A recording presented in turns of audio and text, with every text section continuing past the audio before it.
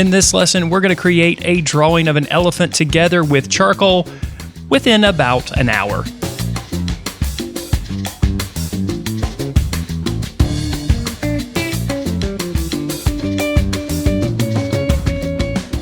Hello there everyone, Matt here with thevirtualinstructor.com, and in this video we're going to take a look at creating a 1 hour long drawing of an elephant with charcoal. Now I'm restricting this drawing to only about an hour. I went over just a little bit, but this is going to be great practice for you if you follow along with the process. You can kick back and watch if you want and learn, but I'm also encouraging you to draw alongside of me. Now, maybe you've used charcoal before, or maybe you've seen charcoal drawings and been intimidated. But if you've used charcoal before and thought it was just a super messy medium that's hard to control, I get that. I totally get that. But I really like charcoal because it is the most forgiving drawing medium out there, and it really forces you to think more like a painter. So if you're looking for a medium to transition from traditional drawing to painting, especially with an opaque painting medium like oils or acrylics, charcoal is a wonderful gateway medium to do so. Now, with that being said, let's go ahead and take a look at the materials and then dive into the process. For this drawing, we'll use vine or willow charcoal applied to Strathmore 400 series white sulfate drawing paper. We'll also use compressed charcoal in the form of a charcoal pencil to make the values as dark as they need to be. And we'll also use a blending stump here to manipulate the charcoal on the surface, as well as a couple of erasers. We'll use a kneaded eraser, and we'll also use a vinyl eraser for precision erasing. We'll begin here with a small skinny stick of vine charcoal, and I'm going to start at the top of the picture plane, just locating the top edge of the elephant. I'm also going to make little small marks and indications where the edges of the ears are located and where they begin in relationship to the edges of the picture plane. So I'm using the edges of the picture plane, which the picture plane is proportional to the photo reference, and I'm using these edges to basically analyze the negative space between the edges of the picture plane and the edges of the elephant to find these initial marks. Now we'll begin working our way down from our initial marks, continuing to define the edges of the ears and also the beginnings of the head of the elephant as well. You can see that I'm holding my stick more like a pastel instead of like a pencil. This allows me to move my arm a little bit more freely and make looser marks. In fact, this drawing is going to be fairly loose, and it's going to go through multiple stages. So we don't really need to worry about getting everything perfectly right now, because the vine charcoal is easily smeared and smudges very easily, which you'll see throughout the process. We're actually going to do some smudging in just a minute purposely. We'll go ahead and get an indication of where the broken tusk is located, and also the edge of the leg of the elephant as well. So we started at the top of the picture plane making comparisons with the edges of the picture plane to find the ears and the head and the trunk. And then as we work our way down, we can use the shapes of the ears, the trunk, and the head to find the rest of the edges of the elephant, including the back edge of the body of the elephant as we see here, and also one of the rear legs.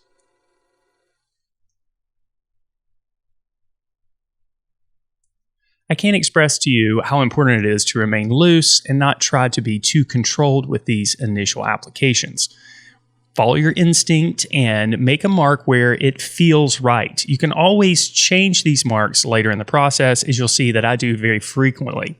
And at this point, you can see some of the smudging that's occurring from the edges of my fingers just running over the top of the vine charcoal.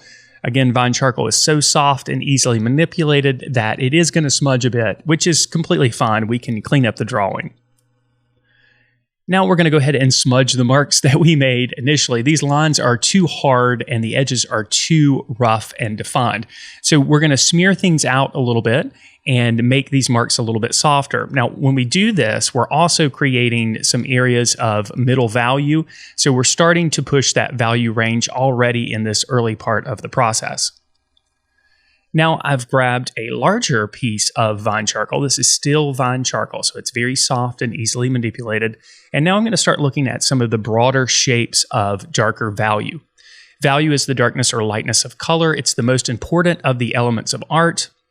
Value tells us about the form of subjects. It also can tell us about the texture, the intensity of the light source, the location of the light source. Value is incredibly important. So at this stage of the drawing, instead of looking for edges, I'm looking for shapes, more like what we would do with an opaque painting medium like acrylics or oils. We're starting to define the areas of shadow, and at the same time, we're also defining some of the areas of highlight. It's okay to get really dark at this stage, so we're filling in some of the areas with a dark application, even though we know later in the process we're going to go back and make some lighter marks using an eraser.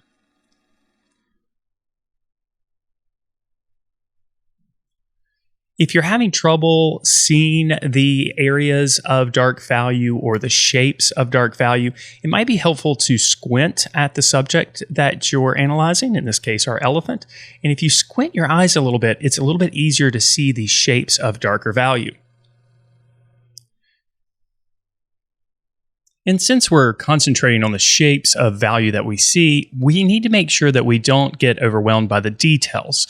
It's easy to look at a subject like this and see all the wrinkles, all the details, and get overwhelmed by them, especially if you're used to drawing with graphite or pen and ink or some other medium that requires precision. With charcoal, though, it's more of a process that's akin to painting, where, again, we're looking for shapes of value in order to create the illusion of form, and we're letting our viewers fill in the details.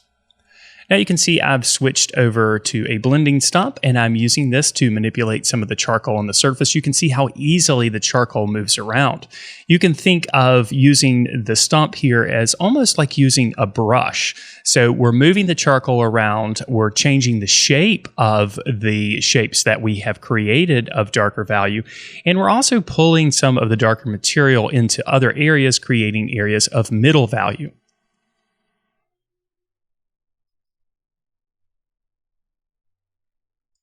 For broader areas, I like to use the flat end of the stump, and for more precision, I like to use the tip.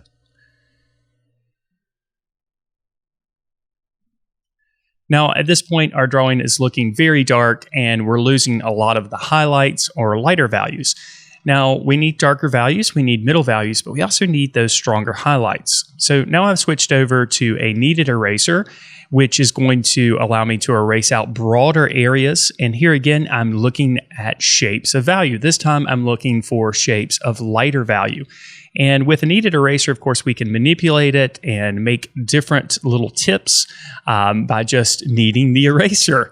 So that gives us a broad variety of different marks we can make with the eraser. And you should think of the eraser as a mark-making tool. So we're basically, again, still keeping that painting mindset, but instead of using a brush or using a charcoal stick, we're using the eraser to make lighter marks. Most of these lighter values exist on the upper portion of the elephant because the light source is coming from above, but we are still going to see some hints of lighter value at the bottom of the body as well, where light is hitting some of the legs.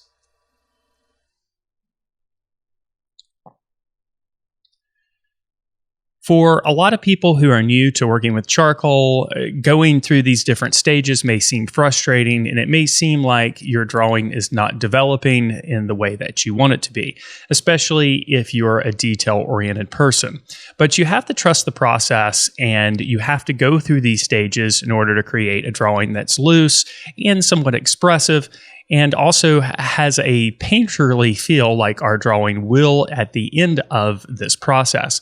So allow the process to happen and don't allow yourself to get obsessed with the details. Again, just concentrate on the relationships of values and the shapes that you see, and allow the drawing to slowly emerge from the paper. Here I'm using the kneaded eraser to clean up some of the edges. As you might imagine, cleaning up your drawing as you go through the process is important as well. You don't want your finished drawing to look messy or disheveled, so cleaning up little stray areas of charcoal on the surface is important as well. Now it's time for a little bit more precision with our erasing. I'm using a Tombow mono eraser. This is a vinyl eraser that has a pretty precise tip for an eraser. This will allow me to begin the process of erasing out some of the smaller shapes of value, which will translate into details.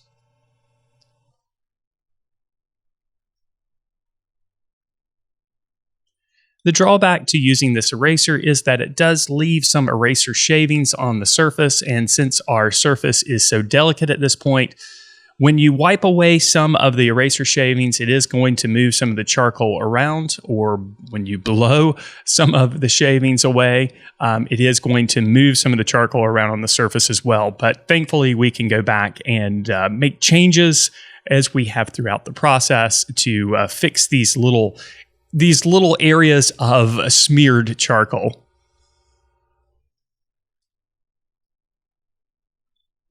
Here you can see what I'm talking about. When I take a drafting brush to wipe away some of the eraser shavings, it does pull some of the charcoal down. When I'm using a drafting brush with charcoal like this, I do try to pull the drafting brush in the same direction. In this case, I'm pulling the strokes vertically since our subject is vertically oriented on the surface.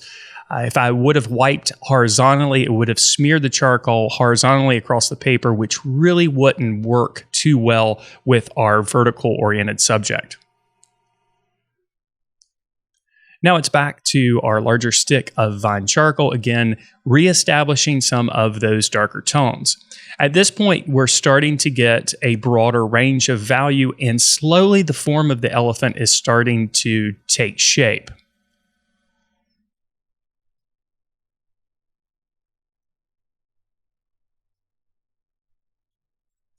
We can reestablish some of those darker areas, like in the strong core shadow on the bottom portion of the elephant, and in the recesses for the eyes, and the darker values around the inside portions of the ears.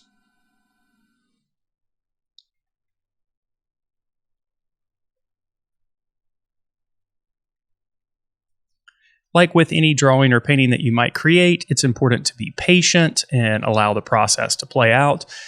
Try not to allow yourself to be frustrated. Again, this is a sketch that I completed within an hour, so this is not a completed drawing by any means. This is a sketch. So keep that in your mind while you're working, and don't put too much pressure on yourself to feel like you need to have a really nice looking drawing at all of the stages of the process.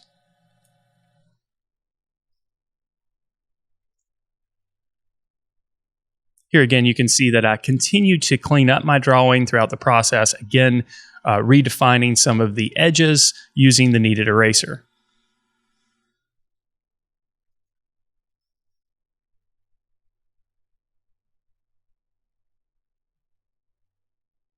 Now down at the bottom, we do have a few grass blades that are popping up here and there. So I'm going to make a few marks with the kneaded eraser to indicate that.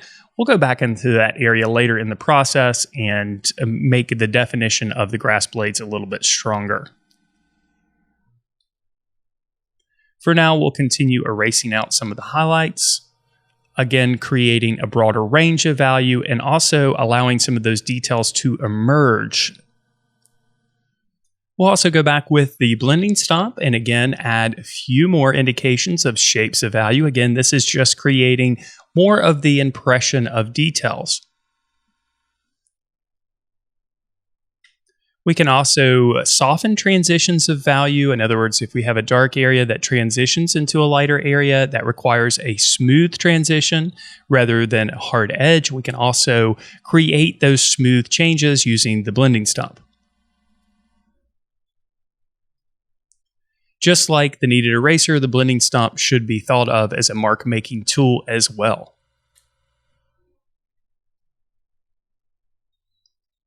Now it's back with our precise eraser here. Again, cleaning up some of the edges and also adding some more shapes of lighter value. And at this point in the drawing, I have enough of a base application of vine charcoal. It's time to switch to compressed charcoal. Now, compressed charcoal is considerably darker than vine charcoal, It's also more difficult to erase, and I am applying this compressed charcoal using a charcoal pencil. This is going to allow us to define some of the details at this point in the process, but we also have to do so under the understanding that erasing these marks is going to be considerably more difficult. So that's why I like to reserve compressed charcoal applications for the end of the drawing process. So we basically have created somewhat of an underpainting with our Vine charcoal applications, and now we're refining the drawing with the compressed charcoal. You'll notice how much considerably darker the compressed charcoal is compared to the Vine charcoal. This is going to allow us to create rich areas of dark value where the shadows are at their strongest.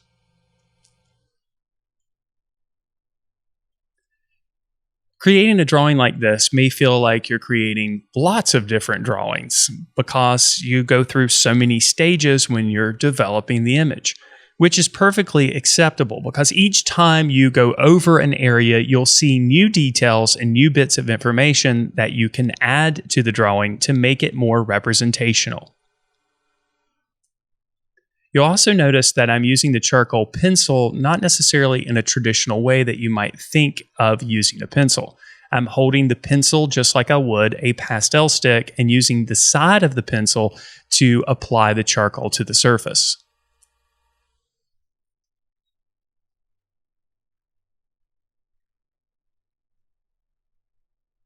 You'll also notice that the Vine charcoal does pick up more of the tooth of the paper, so we're able to see a little bit more of the texture of the paper when we make these marks. These applications, of course, can be smoothed out using a blending stump, resulting in a nice, dark, smooth shadow.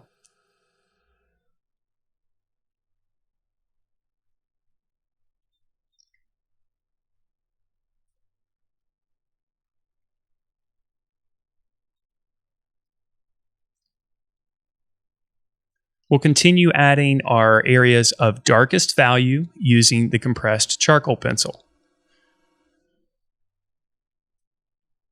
As we apply this compressed charcoal, we can see that the contrast in the image is starting to get stronger. This, of course, makes the illusion of the light source even stronger as well, and it increases the intensity of the light within the scene.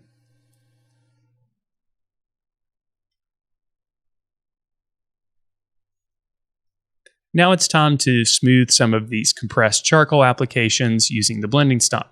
As we do so, you'll see that some of the texture that we can see here is eradicated using the blending stump as we work the material into the tooth or texture of the paper.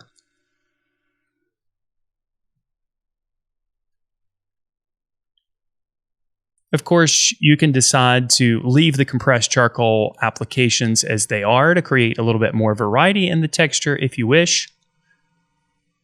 Or you can smooth all of them out. It's completely up to you.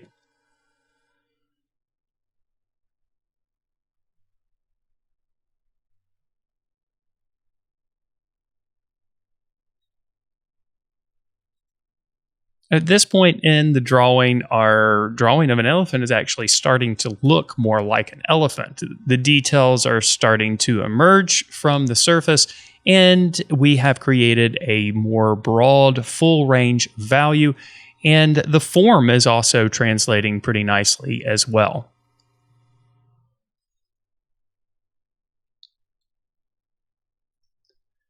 We can continue to work back and forth between the compressed charcoal applications and also the eraser to continue to clean up the drawing and also add additional details. Now we'll use the compressed charcoal at the bottom to add some of the grass blades.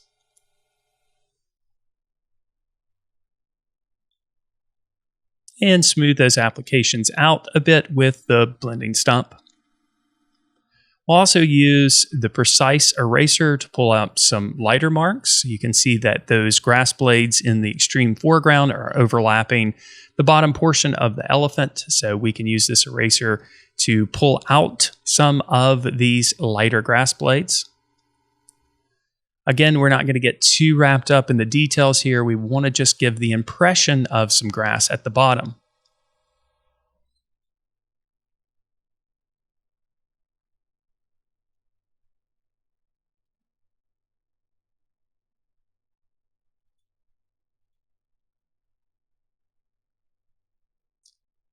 Then we'll continue to refine some of the areas a little bit further here with the compressed charcoal pencil. We'll add a few smaller indications of some wrinkles and also darken up some of the areas around the eyes. And then we'll pull out a few more highlights here using the precise eraser.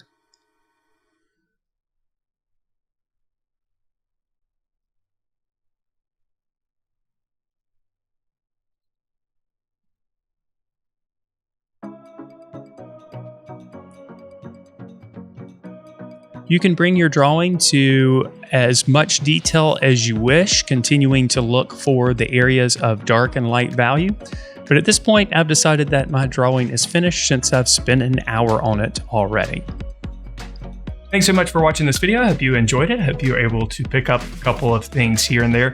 Now, if you want to dive deeper into charcoal, I have a course called the Charcoal Drawing Course over at thevirtualinstructor.com.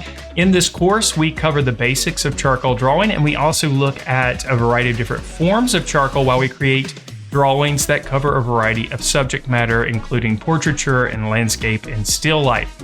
Now, for a limited time, I'm offering this course at 20% off the regular price. All you have to do is use the promo code COURSE20 at checkout to have that discount applied. I encourage you to check it out. Now, this course is also part of the membership program, so members at thevirtualinstructor.com get all of our courses, and you can try out our membership program, which includes a variety of drawing and painting courses, weekly live lessons, weekly critiques as part of the Members Minute, and a year-long curriculum for visual arts teachers. You can try out our program for free for a week.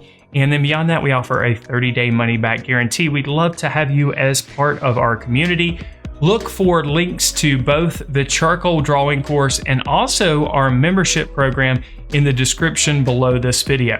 Now, if you want to just get on our mailing list and check out a few of our course videos and ebooks for free and also get a ton of free art lessons sent your way, there's a link for that in the description below as well. I would encourage you to do so. Thanks again for watching, and as always, I wish you all the very best in your artistic success.